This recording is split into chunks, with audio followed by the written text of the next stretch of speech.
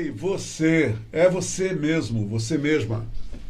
Leitor e leitora do Portal do Holanda, estou de volta e com muito entusiasmo, muito mesmo. Mais do que o normal. Sabe por quê? Eu vou conversar com uma especialista numa matéria que me encanta, a educação. Sabe uma coisa? Eu estava doido para dizer isso aqui, já estou há quase 2 anos aqui nessas entrevistas, e é a primeira vez que eu tenho a oportunidade de dizer isso.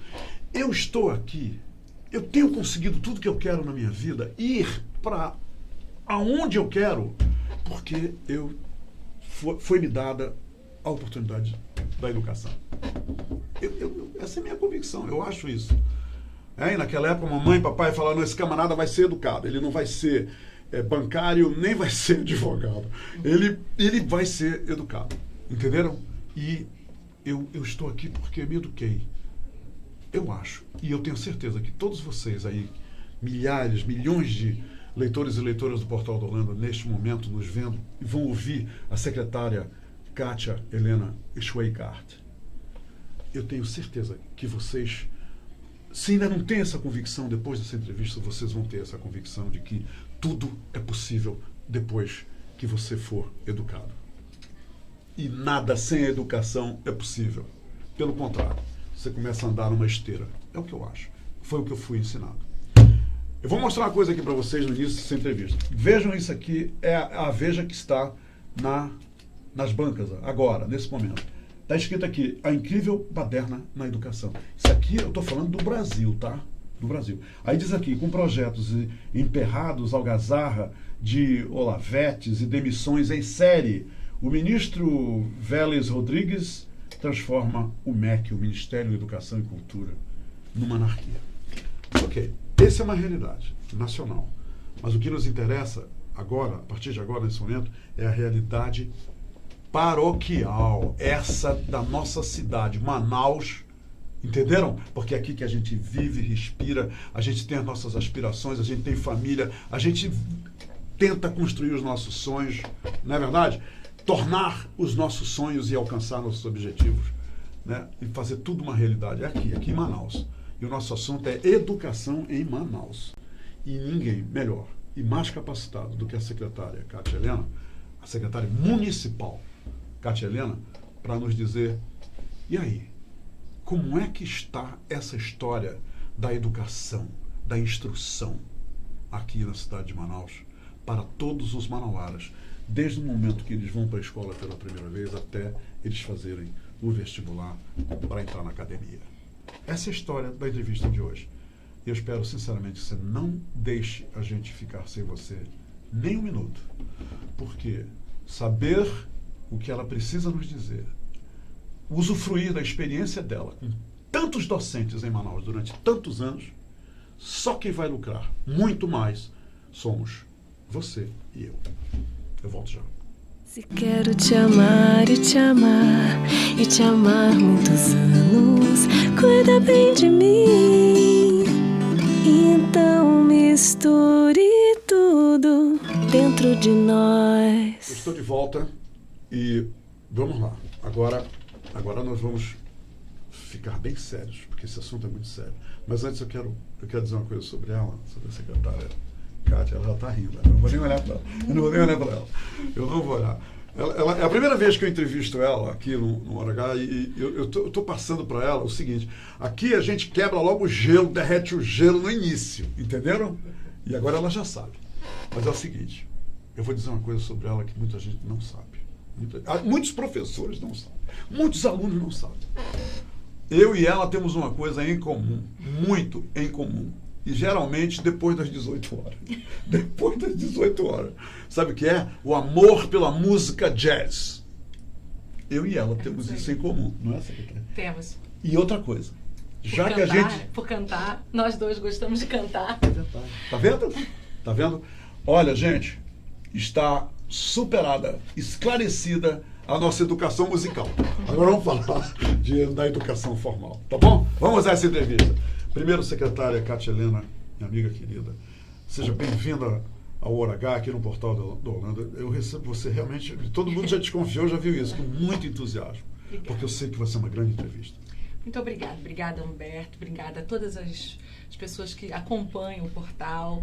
É uma alegria, uma honra. Eu sempre aceito sempre esses convites, porque eu acho que é uma forma da gente prestar contas para a sociedade do que de fato a gente está fazendo. Às vezes a gente é muito reconhecido e valorizado até fora. A gente tem ganhado muitos prêmios, a gente tem conseguido projetar Manaus positivamente. E às vezes a nossa população não sabe muito bem, porque a gente está no imediatismo, né? E educação, eu acho que pensar e falar em educação implica... A gente estava até conversando um pouquinho antes por causa da capa da Veja. Implica pensar qual é o nosso projeto de nação. E você disse, é verdade, eu também, e eu sou mulher negra, nascida no subúrbio do Rio de Janeiro. Meu pai é um engenheiro, uma pessoa que estudou num tempo na Escola Nacional de Engenharia quando só tinha um negro. Eram 10 alunos nos anos 60, metade dos anos 60, ele era o único negro, né, naquela turma. E ele me educou, primeiro, ele me ensinou em casa poesia, ele me ensinou meu pai me ensinou em casa Teorema de Pitágoras quando eu tinha 5 anos, a recitar o soneto à fidelidade e impostação de voz, porque ele dizia, olha, os negros ou eles estudam muito ou eles não são respeitados, não serão nada. E essa luta é a nossa luta até hoje, né? Mas aquilo ali me marcou muito. Essa máxima continua, né? Continua verdadeira. Continua verdadeiríssima. E quando a gente é mulher, um pouco mais. Porque você ainda tem que mostrar que você é competente, que o problema de cor não é um problema, porque a nossa diversidade é a nossa riqueza. Sim. E que a educação muda para todo mundo. Então, o problema maior hoje é oportunidade. Quando as oportunidades são dadas, todos podemos chegar.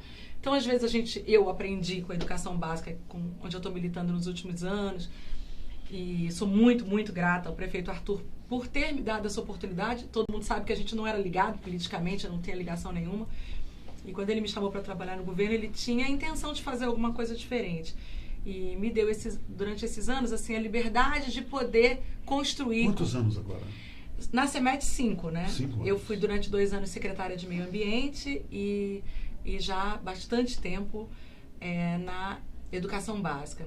Que, quando eu falo na educação básica, qual o tamanho da nossa rede? O que a gente faz? E como é que esse desafio foi me encantando e apaixonando nesses anos? Nós somos 496 escolas, quase 500 escolas. Isso no município, nós estamos falando do município de Manaus. 242 mil alunos, mais de 15 mil servidores, somos a metade da prefeitura, somos a 3ª maior rede de educação básica pública no Brasil. Só somos menores que Rio e São Paulo, tanto em número de estabelecimentos quanto em número de alunos matriculados. Então, isso dá pra gente a exata dimensão do que é que a gente desse enfrenta. Universo, né? Mas você não pode tirar esse projeto de educação básica do que é Manaus. O que é Manaus? Manaus é uma cidade importante, uma capital importante no coração da floresta, que se fez cidade de costas para a floresta, negando isso porque ela copia modelos de cidade como a gente estava falando ontem, de outras realidades, mas, sobretudo, da Europa, num determinado período. Depois ela vai querer ser Rio de Janeiro, depois ela vai querer ser São Paulo. Sim. Ela nunca quer ser alguém que tem a força que vem da floresta. Então, isso diz muito de todo modo de pensar, de se pensar como cidadã manauara, e isso se reflete na educação.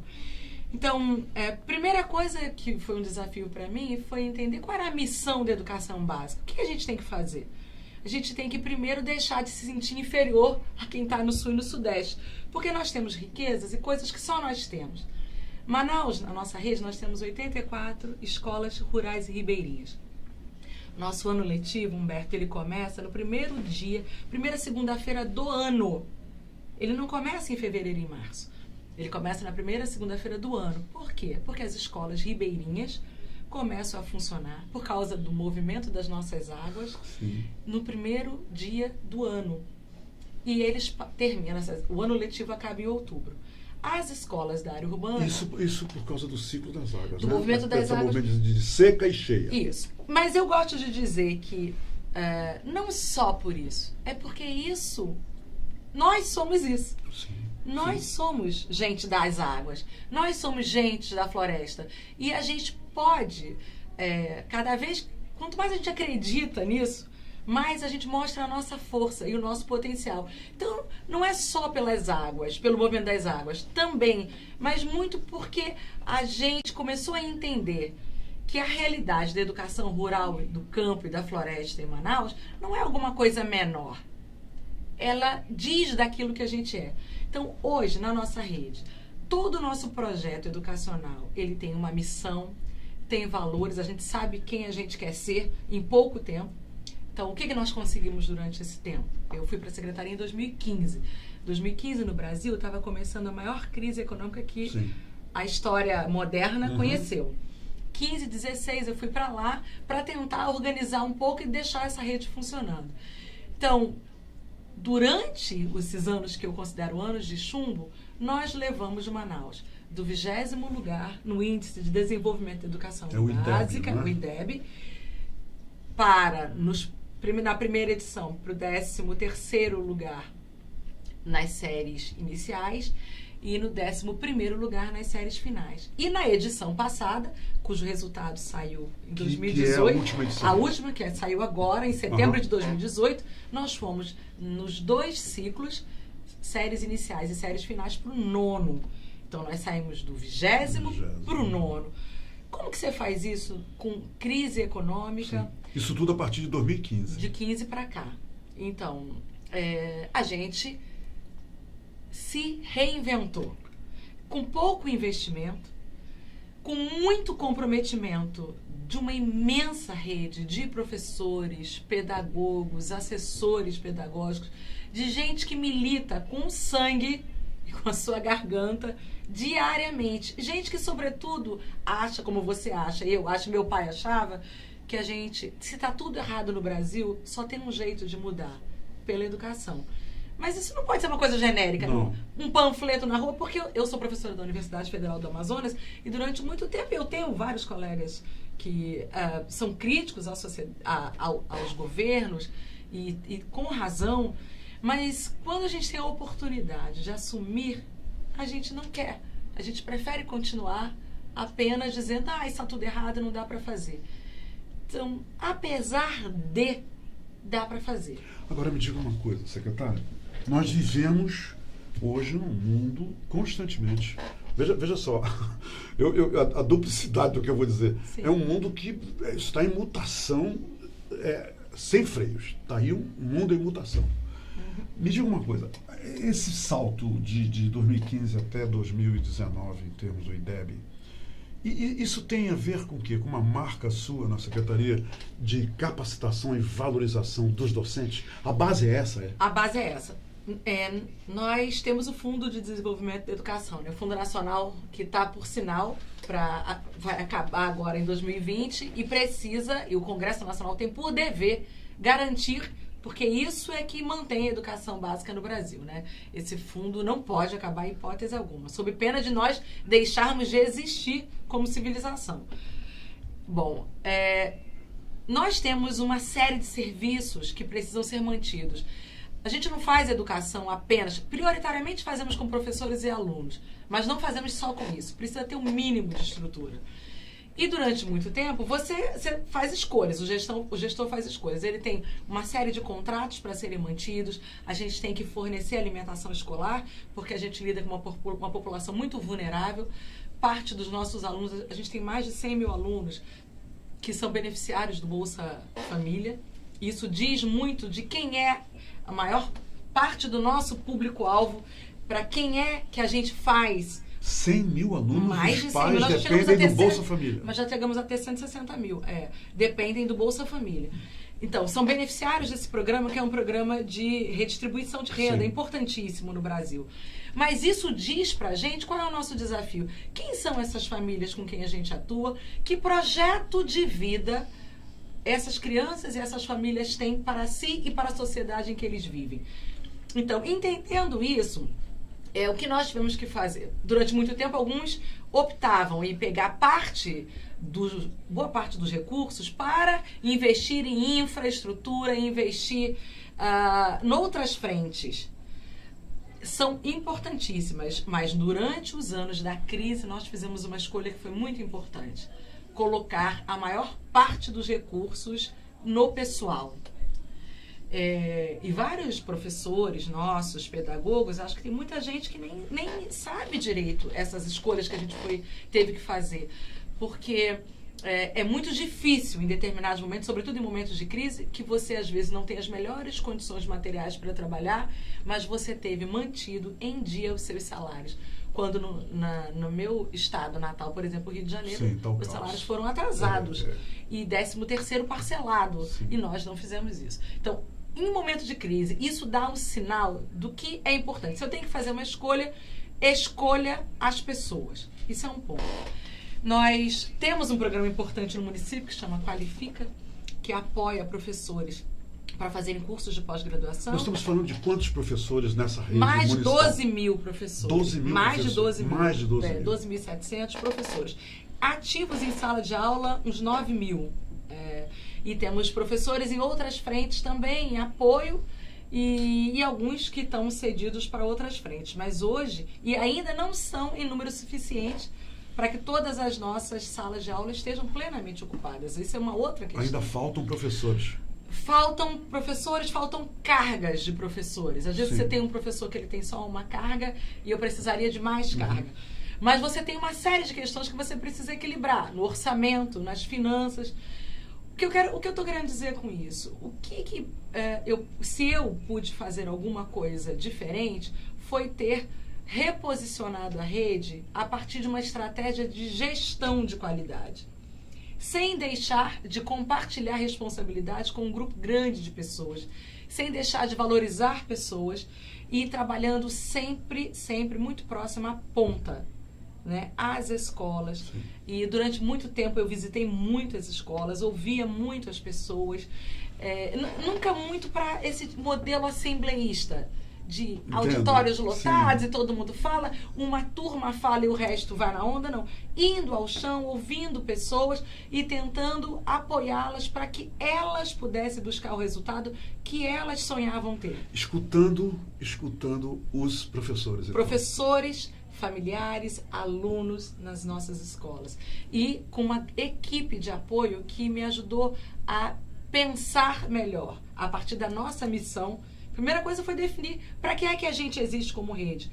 Me inquietava muito você perguntar ou conversar com algum pai ou alguma mãe e qual a importância qual é o maior problema da escola do seu filho à época. Falta merenda. Chove na escola. Claro que isso é um grave problema. O ar-condicionado está quebrado. O ar-condicionado está quebrado. Isso é um problema? É um problema. É grave. Porque se aquelas condições fossem melhores, hoje são, graças a Deus, não, falta muito, mas a gente melhorou muito. Mas esse não pode ser o maior problema da educação. O maior problema é como está a aprendizagem dessas crianças. E a gente primeiro precisa qualificar o que as crianças estão aprendendo e como estão aprendendo. Quais são realmente os descritores mais frágeis dessa aprendizagem? O que isso está relacionado a conteúdos que nós não estamos conseguindo fornecer? Porque, quando eu cheguei na secretaria, apenas 67% do currículo era dado. E a gente começou a avançar. Hoje, nós já chegamos mais de 85%. Mas é um absurdo. Eu não tenho orgulho de dizer que terminamos o ano ainda com menos de 90% do currículo. Isso é direito da criança que está sendo usurpado. Então, nós precisamos repactuar algumas pequenas coisas relacionadas ao processo de ensino-aprendizagem. Tanto instrumentalizar melhor os nossos professores por meio da formação de professores, em cima daquilo que de fato impactava a aprendizagem. Então, o programa Qualifica de formação de professores. Os professores não podem ir só para o mestrado e doutorado, fazer pós-graduação, que apoiado pelo município, apenas para estudar coisas que podem não ter impacto imediato na nossa rede, no trabalho que eles fazem. Então, precisamos estabelecer melhor os critérios disso e precisamos botar a formação de professores mais voltada para esses descritores. Isso foi muito importante. Nós temos na rede hoje uma avaliação de desempenho dos nossos estudantes. Durante muito tempo, Humberto, eu também era muito crítica de avaliação de larga escala. O que lhe fez mudar de ideia? A experiência que eu tive na CEMED de que, a partir dos dados coletados pelas provas que a gente aplica em nível geral na rede, nós podemos nos aproximar das reais dificuldades, sejam de conteúdo, sejam de metodologias. E, apesar de todas as nossas limitações, podemos atacar isso. Então, nós passamos a atacar verdadeiramente, por meio dos nossos painéis gerenciais, quais eram os nossos descritores mais frágeis, professores e alunos. Bom, garantindo um mínimo, salários em dia, os reajustes que precisavam ter sido dados, respeitadas as determinações da lei, focando no apoio aos nossos alunos e aos nossos professores, nós pudemos estabelecer e construir dentro de cada uma das escolas do município metas a serem atingidas. Muita gente fala assim, poxa, mas então o município de Manaus virou uma máquina de produzir IDEB? Não, de jeito nenhum. Ao contrário, o município de Manaus virou uma máquina, sabe de quê? De demonstrar a vitalidade de um trabalho que é feito no chão das escolas por meio desse índice. É muito diferente. O IDEB não mede apenas a prova, o desempenho dos nossos alunos na prova e a melhoria do fluxo escolar. Porque pouca gente sabe que não é só o resultado da prova, é também manter o aluno na escola, isso, porque se ele começar a ser muito infrequente, você cai esse índice, e para manter o aluno na escola, o que eu preciso fazer? Eu preciso entender as condições desse aluno, de frequentar a escola, de se sentir bem lá, que família é essa, que dificuldade ela está tendo para levar e manter esse menino lá, o quanto essas famílias estão de fato envolvidas com a aprendizagem dessas crianças, o quanto os nossos professores estão motivados, quanto as crianças estão motivadas, olha quanta coisa você tem que trabalhar para ter esse resultado. Então, a gente tem muito orgulho disso, porque ele está longe de ser o ideal, como o Brasil está longe de ter um projeto educacional de qualidade. Secretária, alguns leitores estão se manifestando, eu dei uma olhada aqui rápida, é interessante. Muitos deles estão lhe elogiando e concordando com o que a senhora está dizendo, okay? Que realmente mudou para melhor. Tá aqui.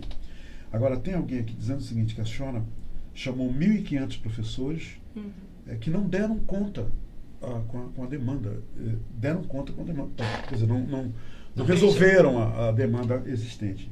E que a senhora precisa chamar mais professores, porque tem escolas, e aí ele diz aqui, e a secretária não falou, mas tem escolas sem professores. A senhora confirma? Escola não, eu tenho cargas, eu tenho algumas turmas... Qual é a diferença? O que é cargas? Não, porque assim... Só para a gente entender, secretária. De sexto ao nono ano, você tem um professor por disciplina, né? Um de história, um de geografia, um de matemática, de português. Não é a escola que tem assim o professor, mas às vezes eu tenho uma turma ou outra sem um professor de ciências. De história, de ciência, de matemática. De matemática. Ok. Primeiro assim, nós começamos o ano com a lotação. Outra coisa que é importante dizer.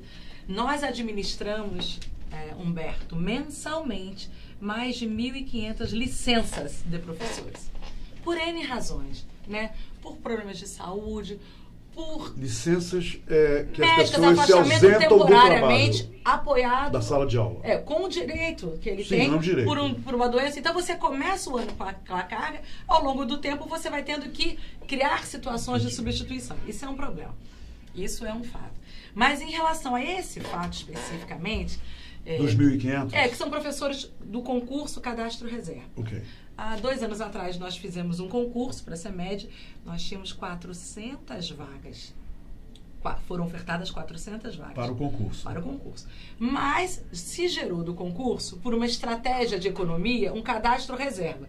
Para sempre que você tiver necessidade e oportunidade. Que oportunidade é essa? Eu preciso ter disponibilidade orçamentária e financeira. Não basta ter só a necessidade. O município tem que poder arcar. As pessoas têm que receber pelo trabalhado. Não, e quando você recebe um professor concursado, diferente do temporário, ele não gera uma despesa só quando ele está recebendo salário. Ele tem um impacto na previdência municipal.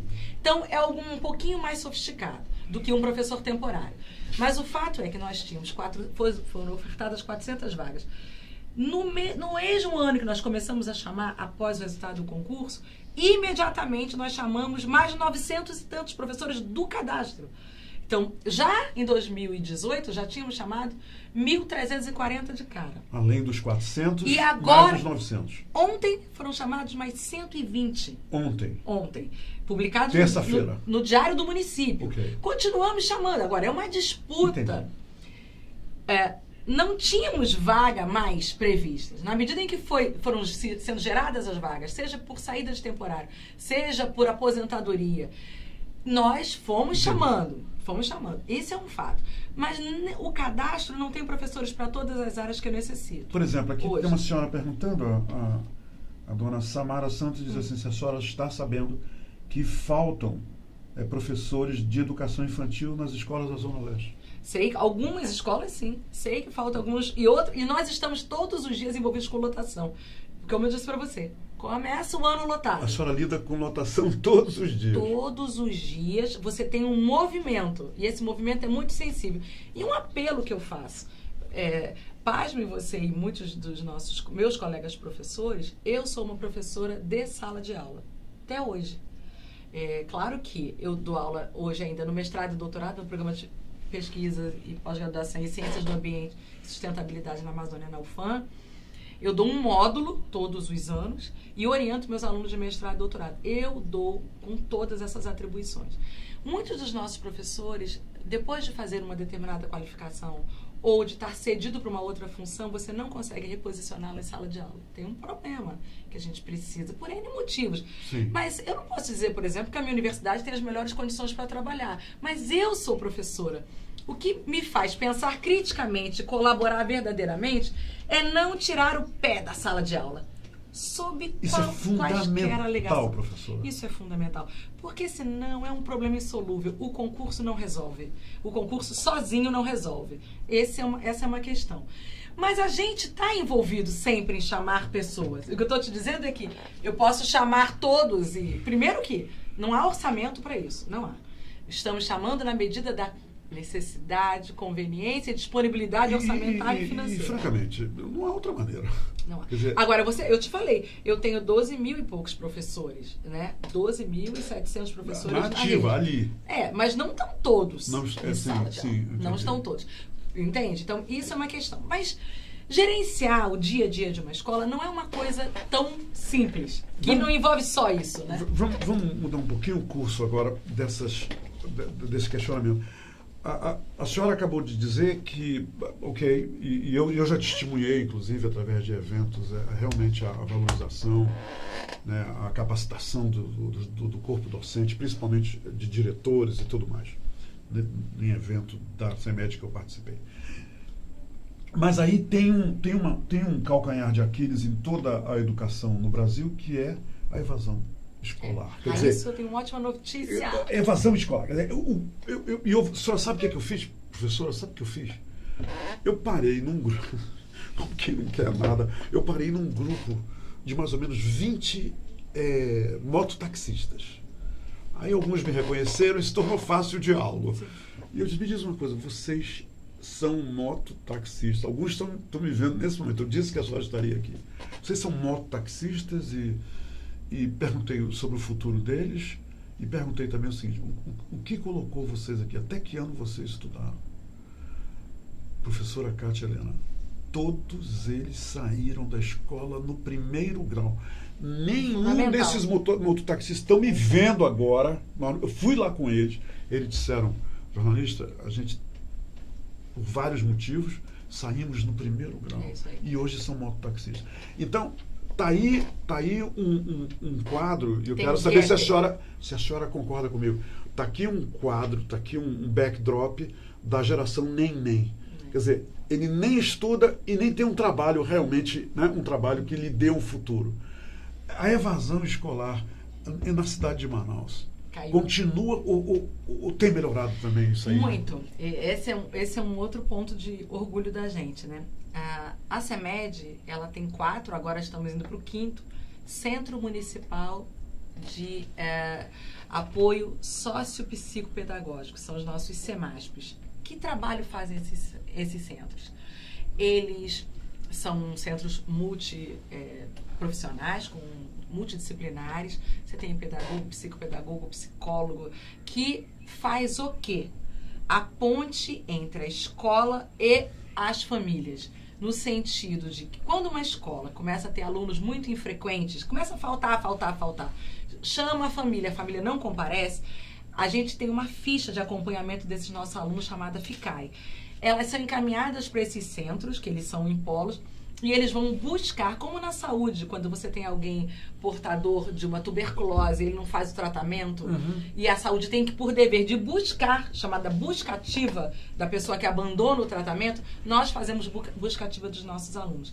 Então, nós conseguimos reduzir em mais de 73% a evasão escolar da rede essa básica. busca é porta a porta? Vocês vão lá na casa do camarada? Na casa da família e dizer e convencer, entender o porquê, tentar ver quais as dificuldades. Agora, você tem outras questões sociais por trás. Por isso eu comecei falando que não dá para fazer educação sem pensar na dinâmica social da sociedade, da cidade.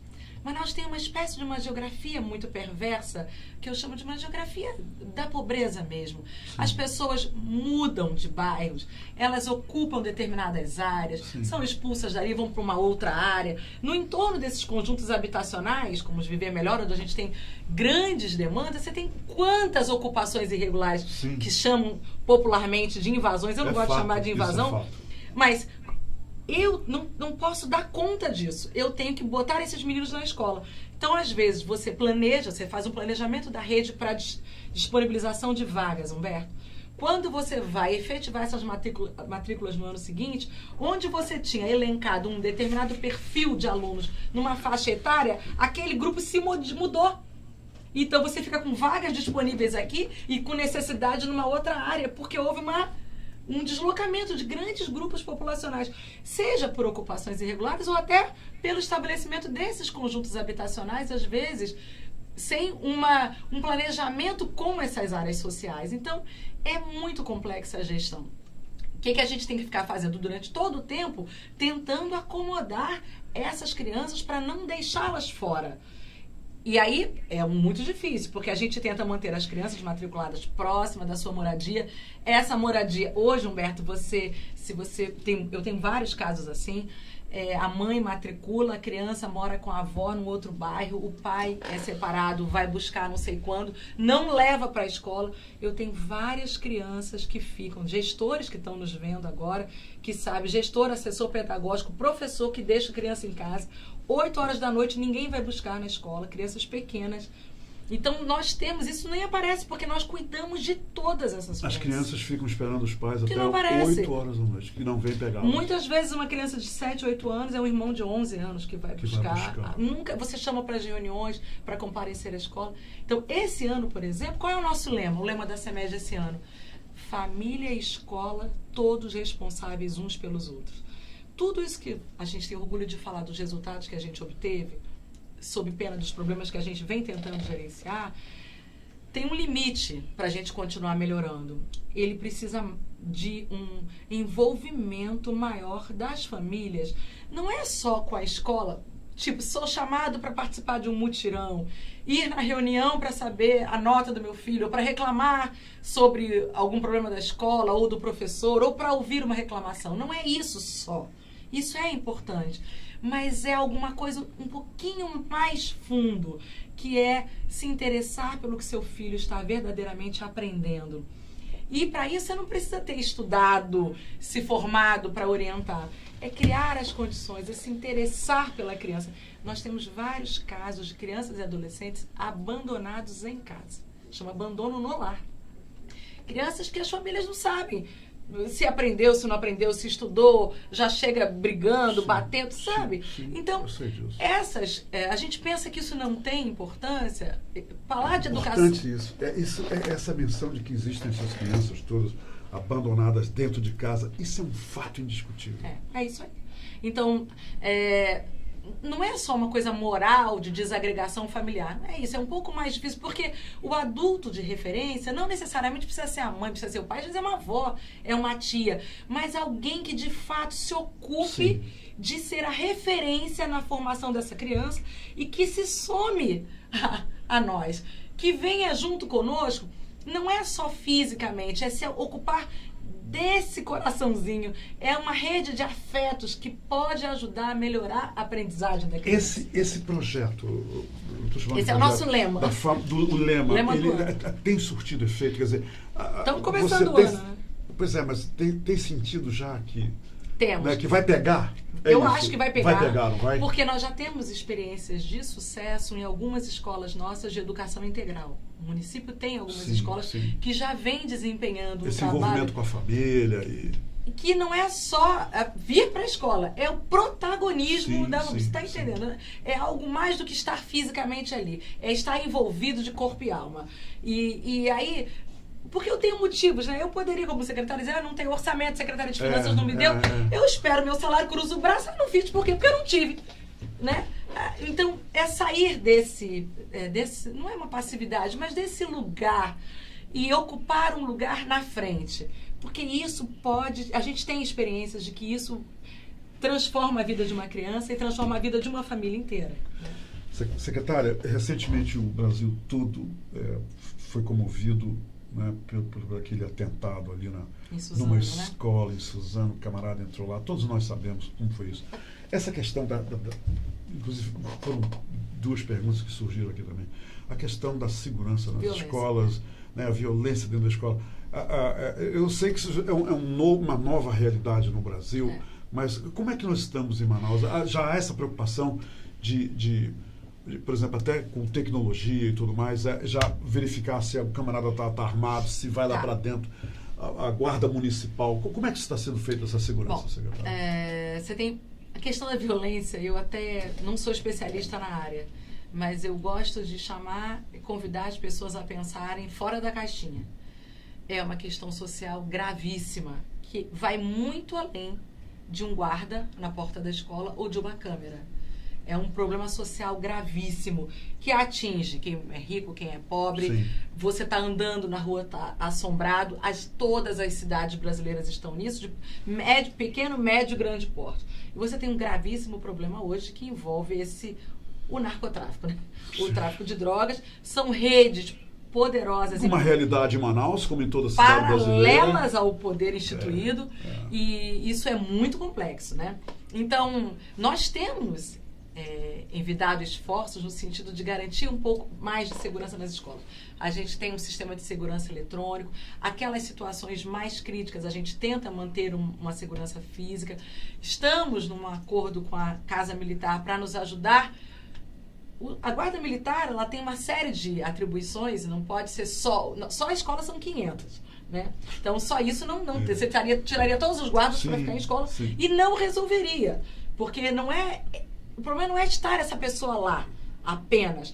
É o que está sendo feito por nós como sociedade para mudar essa realidade dessas crianças e adolescentes. A gente tem um grande desafio hoje, que é o desafio de como lidar com as redes sociais. A questão de Suzano, ela envolve uma série de questões que estão por trás. Esses adolescentes hoje, o que de fato os motiva? Que projeto de vida eles têm? Né? A gente tem trabalhado no sentido de combater o bullying, mas você tem um bullying não é só físico na escola, você tem o cyberbullying, você tem uma série de conexões e a gente pensa, mas os meninos pobres não tem. Tem, todo mundo tem um celularzinho, todo mundo vai para um lugar que tem um Wi-Fi e pega aquela rede. Sim. E os pais não dão conta de saber o que está acontecendo com esses meninos, né? Esse é um ponto. Porque lá foi uma questão de violência, de assalto. A situação de Suzano foi uma questão de ordem social, psicológica, problemas graves que estão por trás da realidade de muitas crianças e adolescentes. Mas eu acho que, como é que nós podemos enfrentar isso? A gente tem que trabalhar, e aí sim, família e escola, no acompanhamento mais efetivo dessas crianças e adolescentes e construir com eles sonhos possíveis. A gente tem que... Você tem que sonhar alguma coisa para o seu filho e ajudá-lo a conquistar aquilo, independente da sua situação. Você não pode entregar os pontos logo e achar que a escola sozinha vai fazer tudo. Não vai, entendeu? Eu não comecei falando quem foi o meu pai na minha formação? Sim. O que foi que ele me ensinou em casa, pequenininha? Nós começamos falando isso. Disso. Então, exatamente. quer dizer assim, eu estou querendo uma solução mágica para problemas que são conjunturais, estruturais e que não vão se resolver de modo tão simples.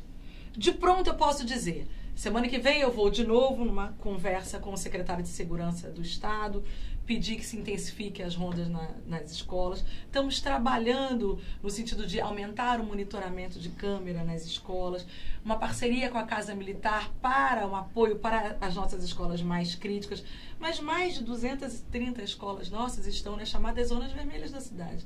Zonas onde a escola está no centro de uma rede Secretária perigosa. Kátia Helena, muito, mas muito obrigado mesmo pela entrevista. Quisera eu ter mais tempo aqui, mas a gente pode voltar a fazer essa entrevista. O segundo capítulo desta entrevista, tá bom? Porque, olha, esse assunto, as pessoas que moram fora de Manaus talvez não conheçam essa palavra, mas esse é um assunto Cernambi, entendeu? É aquele primeiro estágio da seringa, né? Do látex, da borracha, que é o Cernambi. E ele estica. Esse assunto é um assunto Cernambi. Mas eu quero lhe agradecer e quero lhe dizer uma coisa que a minha avó ensinou. Eu era meninote lá e ela me disse o seguinte: ela me disse que de mordida em mordida a gente come um elefante. Então, eu acredito nisso. Eu olho essa situação toda que a senhora acaba, esse quadro que a senhora, com muita veracidade, acaba de transmitir para a gente. E realmente, eu saio satisfeito da entrevista pelo seguinte: eu sei que nós temos um grande elefante aí, mas tanto a senhora quanto todo o corpo diretivo, nossos professores, dos professores, todo mundo estão ali de mordida em mordida comendo esse elefante e a gente vai conseguir. E vamos chegar lá, nós vamos chegar, ainda vamos levar Manaus para o 8º lugar, pelo menos. Ok. Já está marcada a entrevista. Assim que passar para o 8º lugar, seja agora ou para o ano, ela volta aqui. Tá bom? E quero agradecer a toda a sua equipe de comunicação que não mediu esforços para que nós pudéssemos concretizar essa entrevista. Elas costuraram comigo muito bem. Parabéns pela sua equipe de comunicação. Parabéns, meu. Secretária, obrigado. Obrigada a você. E sexta-feira, lá na Adega Gun Crew, tem jazz. Eu vou ligar pro Júlio César. Vambora, vocês têm que ir, tá bom? Tá bom, obrigada. Tá combinado? Tá ótimo, muito obrigada. Ok, minha gente. Obrigado pela companhia. Eu acho que eu cumpri com o meu desejo, o desejo de levar a vocês o que eu prometi no início da entrevista. Eu saio muito satisfeito. Comecei muito entusiasmado e saio satisfeito. E eu espero que vocês também, tá bom? Olha o elefante, tá? Tem que ajudar a morder esse elefante. Aí a gente consegue. Até amanhã, gente. Amanhã eu volto para falar com a Eliane Mesari, que é uma artista plástica, daqui. Até amanhã. Estão abertas as inscrições para o vestibular de Medicina da Universidade Newton Inns. Provas dia 27 de abril. Acesse www.tonauniversidade.com.br. Faça Universidade Newton Inns.